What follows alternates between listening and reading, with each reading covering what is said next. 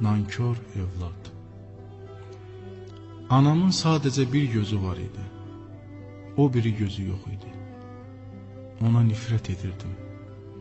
Çünki onun bu görkəmi məni dostlarımın yanında utandırırdı. Atam hələ mən kiçik yaşlarımdaykən bir avtomobil qəzasında dünyasını dəyişmişdi. Ailəmizin maddi durumu çox ağır idi. Anam çalışaraq çətinliklə də olsa ailəmizi dolandırırdı. Bir gün anam sinifimizə gəldi. Müəllimdən icazə alıb mənə yaxınlaşdı.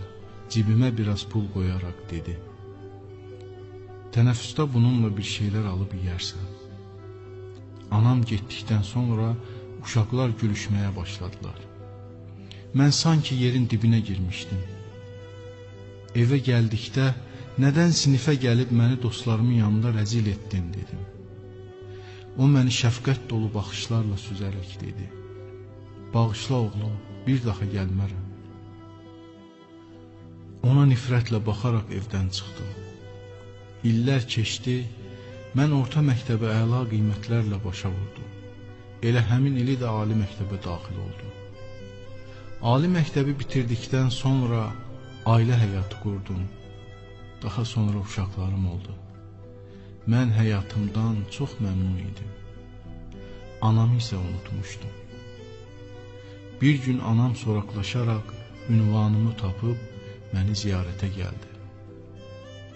O içəri girəndə uşaqlarım tək gözlü birini görüncə birdən qorxdular. Sonra da gülməyə başladılar. Uşaqlarıma "Tanış olun, bu sizin nənənizdir" deyə bilmədim.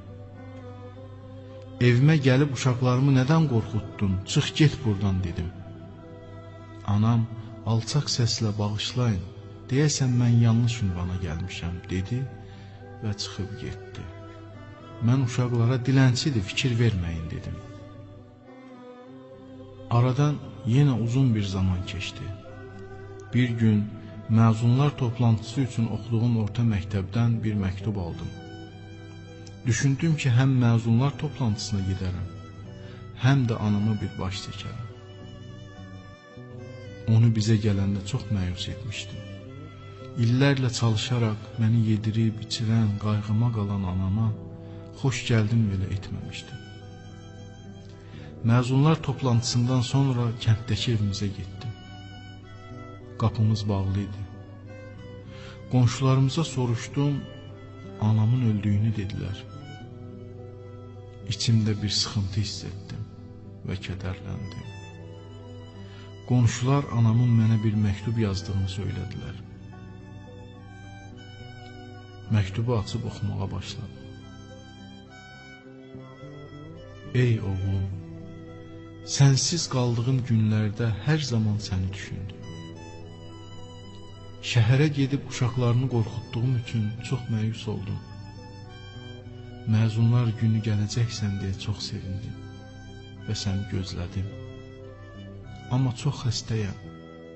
Səni görmək üçün yatağımdan qalxa biləcəyəmmi deyə çox düşündüm. Səni tək gözümlə davamlı olaraq dostlarının yanında utandırdığım üçün çox üzgünəm. Ey oğlum, illərlə sənə söyləyə bilmədiyim bir sirri açacağam. Bilirsənmi gözəl oğlum? Sən uşaq ikən atanla bir avtomobil qəzası keçirmişdin. Atan o qəzada dünyasını dəyişdi. Sən isə sağ qaldın. Amma bir gözünü itirmişdin. Bir ana olaraq sənin tək bir gözlə böyüməyinə dözə bilməzdim. Ona görə də atandan bizə qalan tarlanı sataraq səni əməliyyat etdirdim. İndi o yeri boş qalan gözüm var ha, onu sənə vermişdim. Əməliyyat çox uğurlu olmuşdur. Heç bir fərq hiss edilmirdi. Hər dəfə sənə baxanda, hər iki gözünün yerində olduğunu görəndə özümü çox xoşbəxt hiss edirdim. Sənə heç vaxt deyə bilmədim ki, sən mənim gözümlə görürsən. Həyatda qazandığın uğurlara görə o qədər fəxr edirdim ki, bu mənə bəs edirdi. Atanı itirdikdən sonra hər zaman düşünürdüm ki, sən mənə arxa dayaq olacaqsan. Hər şeyə rəğmən sən mənim oğlumsan.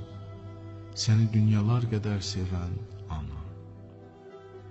Mən bu məktubu ayaqüstü oxuyarkən ətrafımda toplanan qonşularım göz yaşlarını silərək tək-tək uzaqlaşırdılar. Orada tək qalmışdım. Gözlərimdən yaş damla-damla yanağıma süzülürdü. Sanki yer ayağımın altından qaçırdı. Həyatda nə qədər nankor bir evlad olduğumu anladım. Allahın rəhməti boldur. Ananın uşağına rəhməti bu qədər olursa, görün Allahın qullarına olan sevgisi nə qədər olar. Allah Resulü Muhammed sallallahu aleyhi və səlləm belə buyurmuşdur. Allahın qullarına olan rəhməti 100 hissədən ibarətdir. O yalnız bir hissəsini yerə indirmişdir. Bu rəhmət sayəsində vəhşi heyvanlar bir-birlərini sevirlər və bir-biri ilə keçinirlər. Digər 99 hissəsini isə axirətə, qiyamət gününə saxlayır. Rasulullah sallallahu aleyhi və səlləm Allaha və Rasuluna itaət etmənizi, sonra da valideynlərinizə itaət etmənizi əmr etmişdir.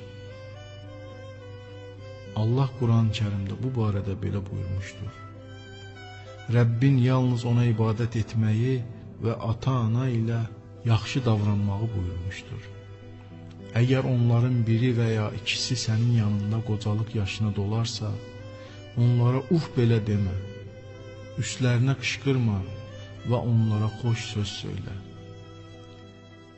Gəlin sağlığındaykən valideynlərimizin qədrini bilək, onların qayğısına qala və dualarını al.